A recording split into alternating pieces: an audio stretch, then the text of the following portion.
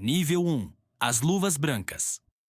Você tem 34 anos, coluna reta, voz baixa, passos silenciosos e um tipo de autocontrole que não aparece no currículo, mas vale mais do que qualquer curso.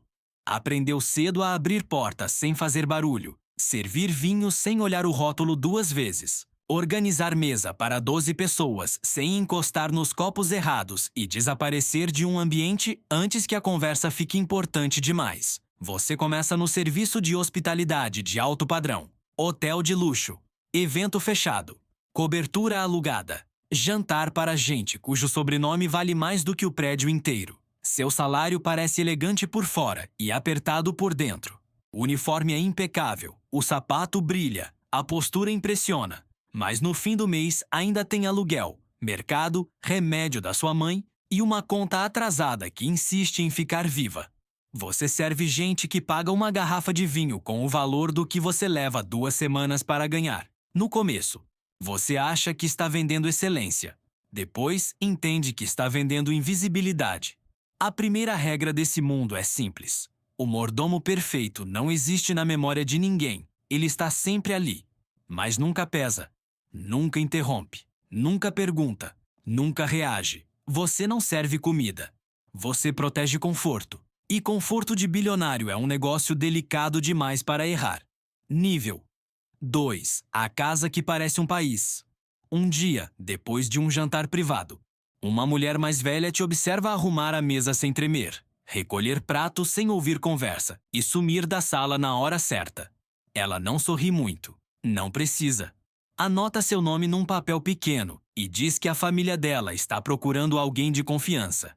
Uma semana depois, você entra na propriedade pela primeira vez. Não é mansão, é território. Portão alto, câmera em poste discreto, segurança na guarita.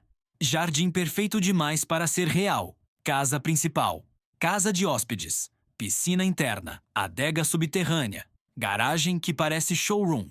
Heliponto, quadro de milhões pendurado em parede que ninguém comenta.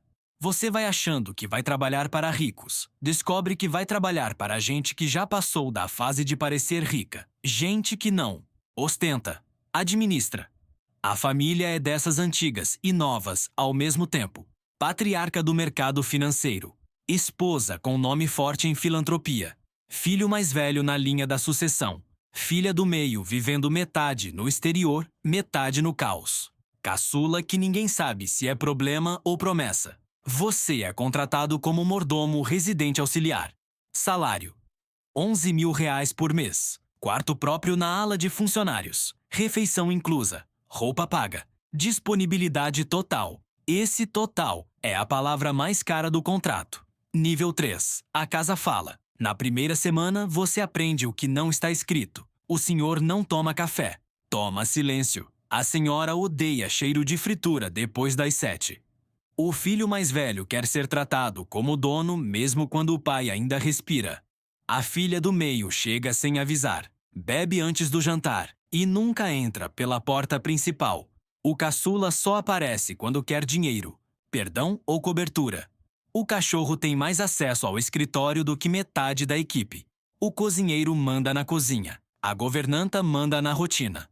O chefe de segurança manda na entrada. Mas quem entende a alma da casa, com o tempo, é o mordomo, porque o mordomo vê repetição. Quem desce cedo, quem some por dias, quem janta junto, quem não suporta o olhar do outro. Qual sala é usada para conversa bonita? Qual sala é usada para conversa real? Você aprende a posição dos copos, o humor da senhora pela forma como fecha a bolsa, a raiva do patriarca pelo jeito que encosta a mão no encosto da cadeira, a mentira do herdeiro pela velocidade com que fala, a ressaca da filha pelo salto na mão em vez do pé. Casa bilionária é organismo vivo. E quase tudo nela depende de alguém que saiba manter a superfície intacta. Nível 4. O luxo rachado. Depois do primeiro mês, o brilho começa a ceder. Você vê remédio tarja preta no banheiro social. Vê o herdeiro discutindo baixo com o pai sobre conselho, ações e confiança. Vê a senhora mandando flores para um hospital sem usar o próprio nome. Vê a filha do meio chegando às 3 da manhã com maquiagem borrada e sangue seco no punho. Vê o caçula vendendo relógio que não era dele. Vê advogado entrando pela biblioteca e saindo sem olhar para ninguém. Vê padre jantando numa terça-feira sem ocasião aparente. Vê médico particular chegando sem maleta, o que é sempre um sinal ruim. A riqueza muda de forma quando você mora perto dela. Por fora, é mármore, prata, cristal, perfume caro e paisagem silenciosa. Por dentro, é paranoia, vaidade, herança, traição, medo de manchete e um cansaço que nenhum dinheiro consegue comprar de volta. É aí que você entende a segunda regra desse mundo. Bilionário não paga só por serviço, paga por contenção. Sua função não é só servir o jantar sem erro, é impedir que a noite vire ruína. Nível 5, o homem das chaves. Com o tempo, sua postura agrada, sua memória impressiona, sua discrição vira moeda.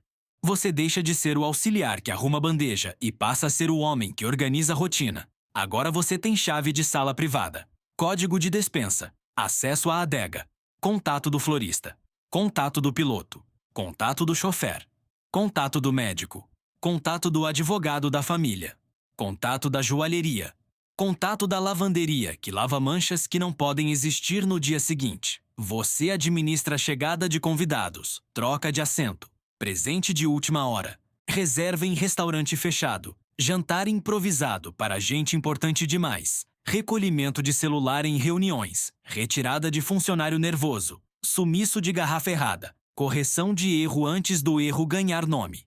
Você começa a ganhar confiança do patriarca. E isso numa casa dessas vale mais do que ser querido. Porque ser querido é emocional. Ser confiável é estrutural. Agora, quando ele precisa que algo aconteça sem ruído, chama você. Prepare o salão menor. Sem equipe extra hoje. Sirva apenas depois que eu mandar. Ninguém entra no escritório. Esqueça que viu isso. Essa última frase aparece cada vez mais.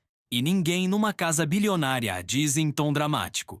Dizem como quem pede água. Nível 6. O arquivo humano. É impossível morar numa casa assim sem virar arquivo vivo. Você sabe qual filho deve mais do que pode. Qual ex-mulher ainda recebe. Qual juiz frequenta jantares. Qual jornalista foi convidado para ser domesticado. Qual quadro foi retirado da parede antes de uma auditoria. Qual testamento foi discutido sem jamais ser chamado de testamento? Qual amante usa a casa de praia em semanas alternadas? Qual motorista finge não saber? Qual segurança sabe demais? Qual funcionário está sendo preparado para sair com dinheiro e silêncio? Você ainda não fez nada grande, mas já carrega informação suficiente para destruir a paz de muita gente. É por isso que, depois de um tempo, todos passam a te tratar de um jeito curioso. Com educação, com distância, com cuidado. Você serve a mesa, mas agora entra e sai de ambientes onde o verdadeiro país daquela família é administrado. E todo país bilionário tem fronteira, guerra interna e cadáver emocional enterrado no jardim. Nível 7. O homem que segura a casa. Então o patriarca adoece. Não de forma pública, não de forma oficial. Primeiro é cansaço, depois é tontura, depois é exame. Depois é um quarto preparado às pressas. Depois é uma cadeira de rodas que não pode ser vista da entrada principal. A casa inteira muda de gravidade. A senhora sorri menos. O herdeiro mais velho começa a andar como dono antes da hora. A filha do meio aparece. Sóbria demais, o que assusta mais do que bêbada. O caçula some por dias e volta perfumado demais. Advogados passam a jantar 2 vezes por semana. Médicos deixam de entrar pela sala e passam pela ala íntima. E você vira o eixo da operação silenciosa. Controla visitas. Muda caminho de entrada. Faz remédio chegar sem a cozinha saber. Tira a imprensa da porta antes mesmo de ela tocar o interfone. Afasta funcionário curioso.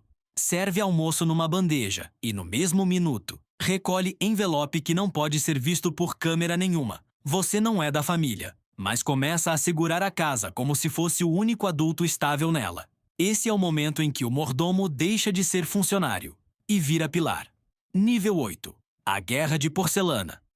Quando o dinheiro demais sente cheiro de sucessão, todo mundo vira animal elegante.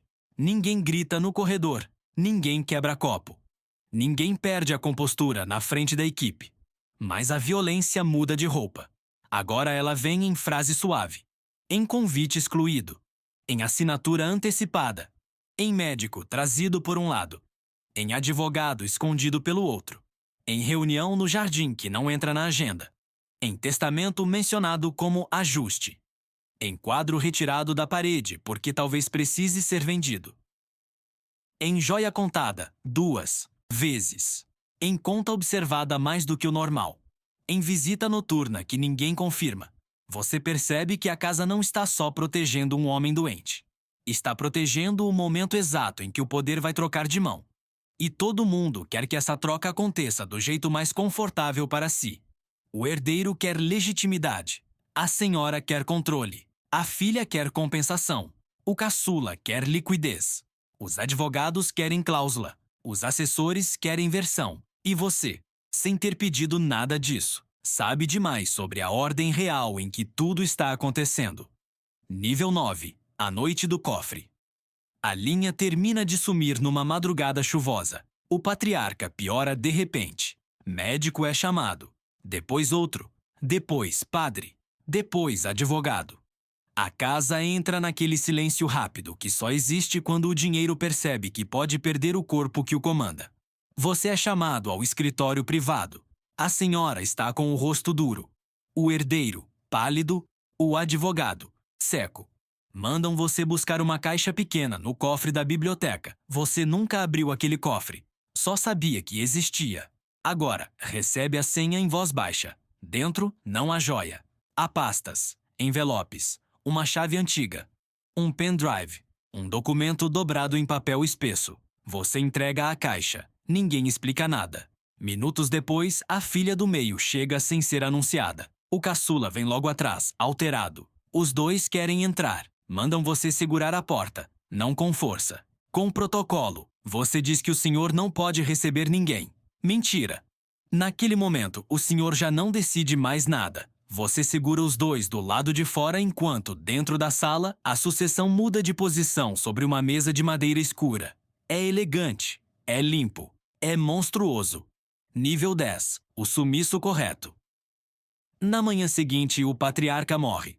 O comunicado oficial fala em complicações de saúde. A nota é perfeita. O retrato escolhido é impecável. A imprensa recebe história pronta. O mercado reage com tristeza controlada. A família aparece unida na foto. Só que você estava lá. Você sabe quem entrou antes da última respiração. Sabe quem saiu da sala com um envelope a menos. Sabe quem pediu para recolher as câmeras do corredor por questão de privacidade. Sabe qual documento foi levado antes que os filhos estivessem juntos. Sabe qual advogado chegou com uma versão e saiu com outra. E numa família bilionária. Saber isso não te transforma em testemunha, te transforma em risco. Primeiro, tentam te preservar. Fique tranquilo. Você sempre foi muito importante para a casa. Vamos reorganizar tudo. Depois, começam a te isolar.